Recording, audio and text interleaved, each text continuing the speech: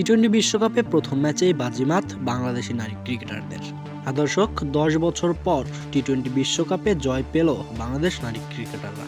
টি-20 বিশ্বকাপে 5 আসরে অংশ নিয়ে কেবল 2টি ম্যাচ জিতেছিল বাংলাদেশের মেয়েরা। এর মধ্যে গত 4টি বিশ্বকাপে তারা ছিল জয়ীহীন। আর এদিন বিশ্বকাপের উদ্বোধনী ম্যাচে অভিষিক্ত স্কটল্যান্ডের বিপক্ষে বাংলাদেশ দুর্দান্ত জয় পেয়েছে 16 রানের। 119 রানের টার্গেট দিয়ে 16 রানের একটি দুর্দান্ত জয় তুলে নিয়েছে বাংলাদেশের মেয়েরা। টি-20-র মতো ফরম্যাটে মাত্র 119 রানের লক্ষ্যে 16 রানের জয় সত্যি অবিশ্বাস্য। আর সেটাই করে দেখালো বাংলাদেশের ট্রাইগিস বোলাররা। এদিন বাংলাদেশের লক্ষ্য তারাই নামে নির্ধারিত 20 ওভারে 7 উইকেটে কেবল 103 রান তুলতে পারেন স্কটল্যান্ড। ফলে 16 রানের জয় দিয়ে মেয়েদের টি-20 বিশ্বকাপের নবম আসরের লাল সবুজের পতাকার প্রতিনিধিত্ব শুরু হয়। বাংলাদেশের হয়ে এদিন সর্বোচ্চ 2টি উইকেট পেয়েছে ঋতুমণি। এছাড়া একটি করে উইকেট পেয়েছে মারুফা, রাবেয়া, ফাহিমা ও নাহিদা।